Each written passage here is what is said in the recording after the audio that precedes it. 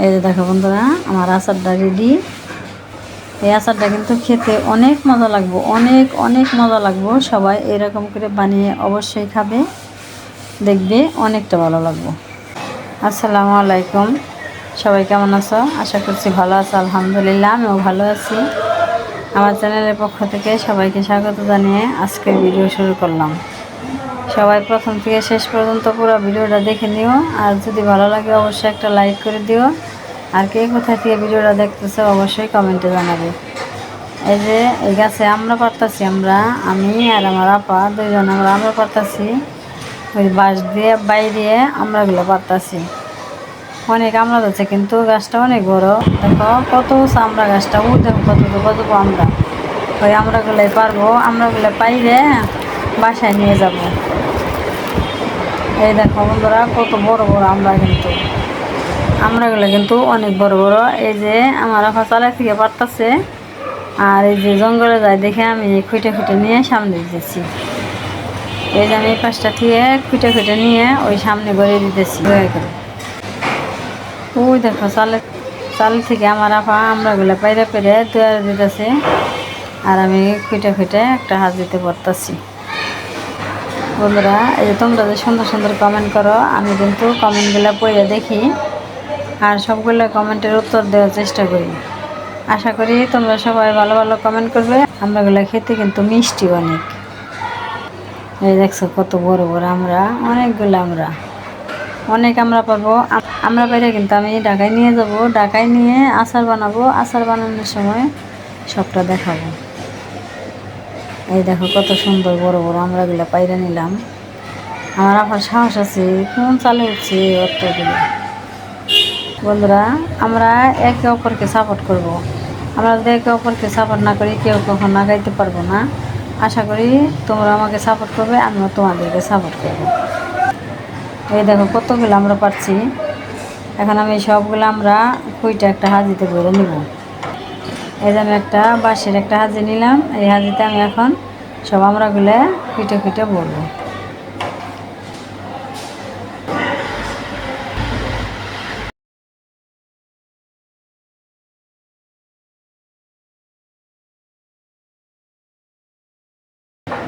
আমরাগুলো কিন্তু বেশ বড় বড় বন্ধুরা, আমি সবাইকে একটা কথাই বলবো, এসো আমরা একে অপরকে সাপোর্ট করি, তাহলে আমরা সবাই আগাইতে পারবো।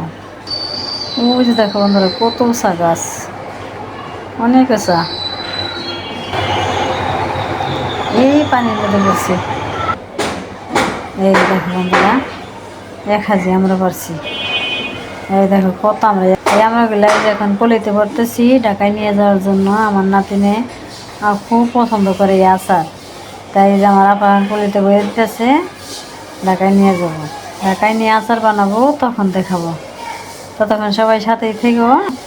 এই দেখছো বন্ধুরা, এক পলিথিন বইয়ে নিয়ে গেলাম ঢাকায়। এই যে দেখো বন্ধুরা, কত এই আমরাগুলো আমি এখন ছিলে নিব। দেখো কত বড় বড় অনেক বড় বড়।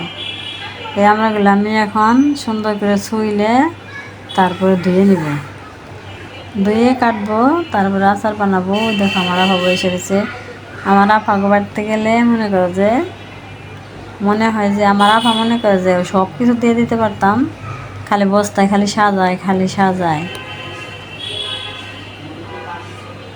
আমি যে যা জানছি সবগুলো কিন্তু আমি একটা একটা করে রেসিপি করে তোমাদেরকে দেখাবো। আজকে দেখাবো রেসিপি। এই দেখুন, আমি আমরাগুলো সুন্দর করে ছুইলে তারপরে সবগুলো আস্ত ধুয়ে নিব, তারপরে আমি কাটবো।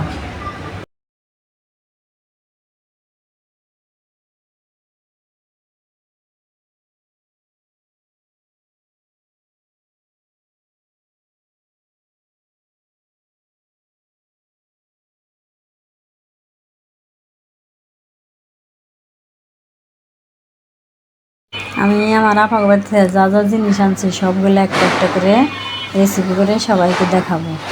আমি কিন্তু সবগুলো এরকম চামড়া ছুলে নিছি। এখন আমি এই আস্ত আমরাগুলো সুন্দর করে ধুয়ে নিব। এই যে দেখো বন্ধুরা, সবগুলো আমি এইভাবেই কেটে নিছি। এখন আমি আচার বানাবো। আমার নাতিন অধীর অপেক্ষায় বসে রয়েছে আচার খাওয়ার জন্যে। আমি একটু পাতলা পাতলা করে কেটে নিয়েছি। এখন আমি চুলায় বড় একটা কড়াই বসিয়ে দিছি। এখন আমি দিয়ে দিব সরিষার তেল। বন্ধুরা, বাঙ্গিনে সরিষার তেল দেব। গ্রামের দেশের খাঁটি সরিষার তেল দিয়ে দিলাম। এখন কিছু এলাচি, দারচিনি, তেজপাতা দিয়ে দেব। এলাচি দিয়ে দিলাম, একটু দারচিনি দিয়ে দিলাম, একটু তেজপাতা ছিঁড়ে দিয়ে দিলাম। এখন আমি সবগুলো আমরা দিয়ে দিলাম। টক জিনিস একটু বেশি করে লবণ দিব, আর একটু চিনিও বেশি করে দেব। এই যে আমি লবণ দিয়ে দিলাম, আর একটু লবণ দেব। এখন আমি চিনি দিয়ে দিব, এক বাটি চিনি দিয়ে দিলাম, আরও একটু চিনি দিব। একটু মিষ্টি মিষ্টি হইলে ভালো লাগবে খেতে। এই যে আমি আর একটু চিনি দিয়ে দিলাম। এখন আমি সুন্দর করে আচারটা বানিয়ে নিব। এখন আমি নেড়ে চেড়ে দেবো, চিনিগুলো মিলিয়ে দেবো। একটু পানি উঠে যাবে দেখো বন্ধুরা, কারণ চিনি দেওয়া হয়েছে, লবণ দেওয়া হয়েছে। এখন আমি ভালো করে নেড়ে চেড়ে চিনিটা মিলিয়ে দেবো।